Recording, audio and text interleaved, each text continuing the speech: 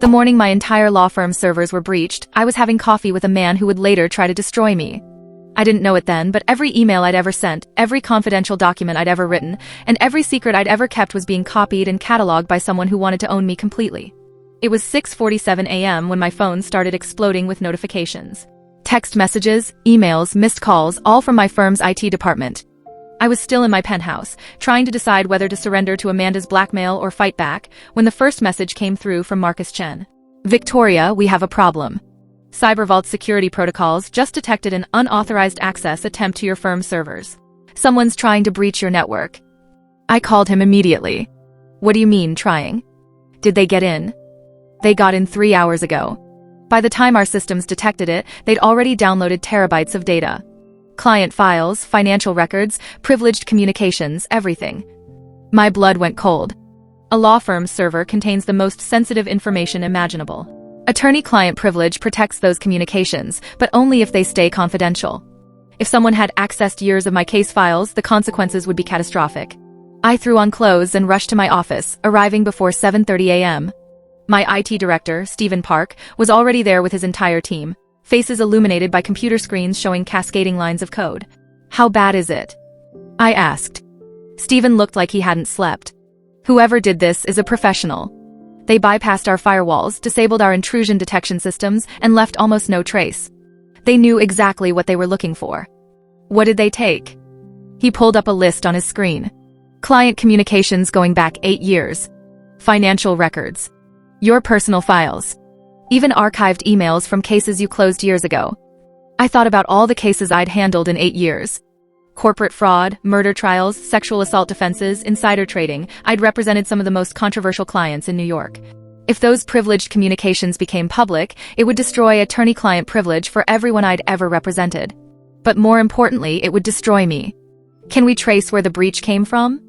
I asked. "They routed through 17 different proxy servers across 12 countries. The digital trail is deliberately confusing, but..." Stephen hesitated. "There's something strange. They left a signature."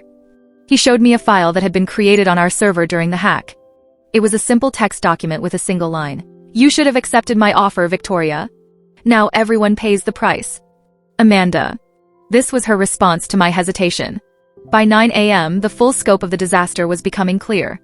Amanda hadn't just hacked my firm, she'd hacked 3 other major law firms in Manhattan simultaneously. The news was already breaking on financial networks. Massive cyber attack targets NYC legal community. But while other firms were reporting the breach to authorities and clients, I couldn't. Because Amanda had sent me a very specific message. "Report this breach to anyone, and everything I downloaded goes public immediately. Every confidential communication, every privileged document, every secret deal you've ever made. Your clients will sue you into oblivion, and you'll spend the rest of your life fighting malpractice claims." The message included a sample, a confidential memo I'd written 3 years ago about a client's confession to tax fraud. If that became public, I could be disbarred for revealing privileged information, even though it wasn't my choice. My phone rang. It was Marcus Chen again. "Victoria, I need you to be honest with me. Is this breach related to my case?" I wanted to lie, but he deserved the truth. "I think someone is targeting me specifically. Your case might have been part of it." There was a long silence. "I'm going to have to find new legal representation. I can't risk my company's security by associating with someone who's clearly under attack." He hung up before I could respond. Within an hour, 3 more clients called with similar messages. My reputation, already damaged by the fake CyberVault payments, was now completely toxic. At 2 p.m., I received detailed instructions from Amanda. This time, she wasn't hiding behind anonymous messages. She sent them from an encrypted email with her name clearly visible. She wanted me to know exactly who held all the power. "Victoria, let's discuss terms. I have 2.3 terabytes of your firm's data. Every case file, every private email, every financial transaction. Here's what's going to happen. You will pay me $500,000 in cryptocurrency within 48 hours. Consider it a retainer for my silence. You will take on any client I send to you, no questions asked. You will win their cases using whatever methods I provide. In exchange, your secrets stay secret, and your firm's data stays private. Refuse, and I start releasing 1 client file per day until you're disbarred, sued, and criminally prosecuted for ethics violations. To show you I'm serious, I've attached a preview of what the world will see if you don't comply." The attachment was devastating. It contained emails showing me discussing settlement strategies that bordered on extortion, text messages with clients that revealed confidential medical information, and financial records showing fees that might violate fee-splitting regulations. None of it was illegal, but all of it could be spun to look corrupt.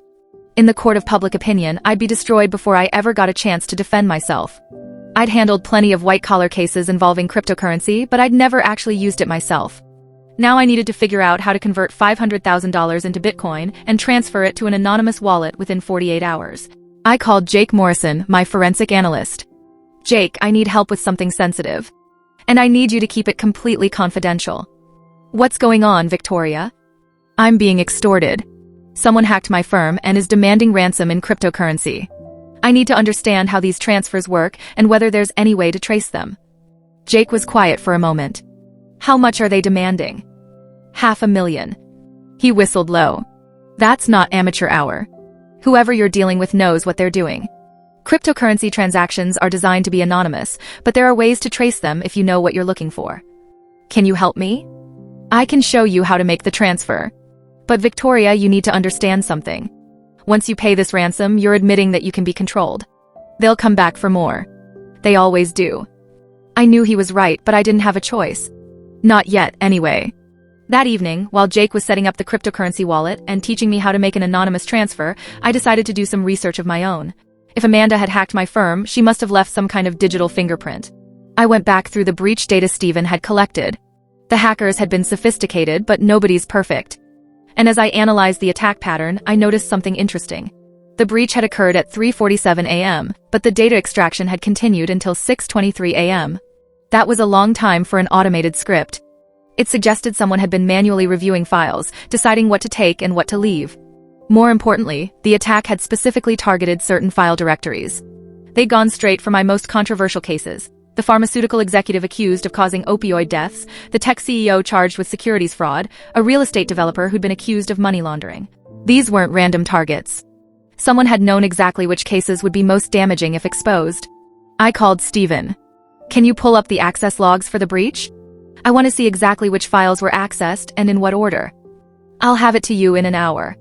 When the logs arrived, I spent 3 hours analyzing them. The pattern was clear. Whoever had hacked us had been looking for specific information about specific clients. And they'd known exactly where to find it. But there was one file they'd accessed that didn't fit the pattern. It was an old document from 7 years ago, a research memo I'd written about digital evidence authentication. Why would Amanda care about a research memo? Unless she wasn't just looking for blackmail material. Unless she was studying my methods, learning how I analyzed digital evidence so she could stay one step ahead of me. I decided to call Amanda directly. I had her encrypted email address, and I figured she'd be monitoring it. Amanda, we need to talk. In person. Just the two of us. Her response came within minutes. The Fulton Ferry Pier. Midnight. Come alone. The Brooklyn waterfront at midnight was exactly the kind of place you'd expect for a confrontation with a blackmailer. The pier was mostly abandoned, with just a few late-night joggers and the occasional person walking their dog. Amanda was waiting near the railing, looking out at the Manhattan skyline. She was wearing a designer coat and holding a tablet computer. Victoria. I'm glad you're being reasonable about this. I'm not here to be reasonable. I'm here to understand what you really want.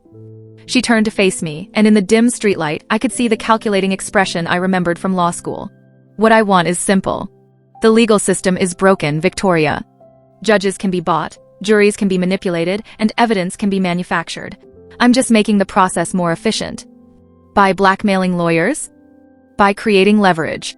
You think justice actually exists in courtrooms? It doesn't. Justice belongs to whoever has the best lawyers, the most money, and the strongest connections.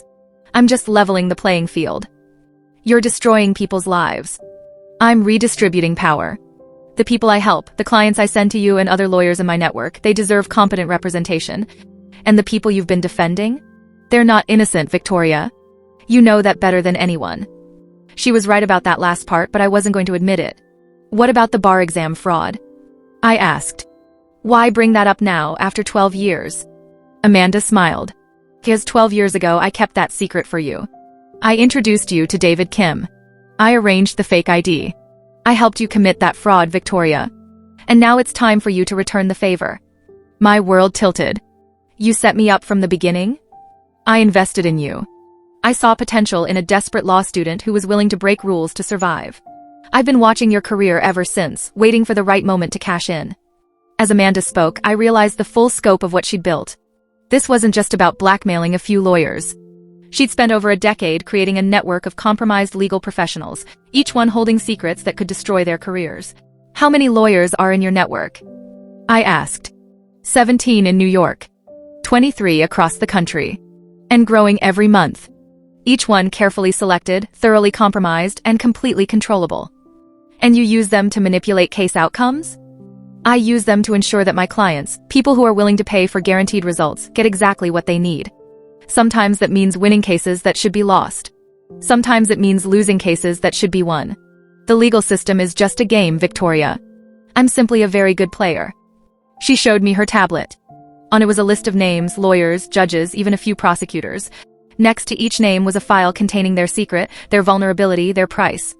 This is how the world really works, Amanda said. And now you're part of it.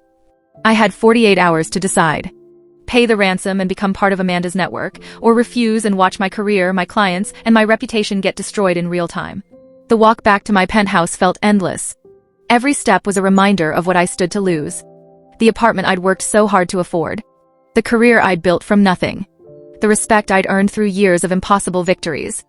But as I entered my building and nodded to the doorman who'd known me for 6 years, I realized something important. Amanda had made a mistake. She'd told me about her network. She'd shown me the list of compromised lawyers.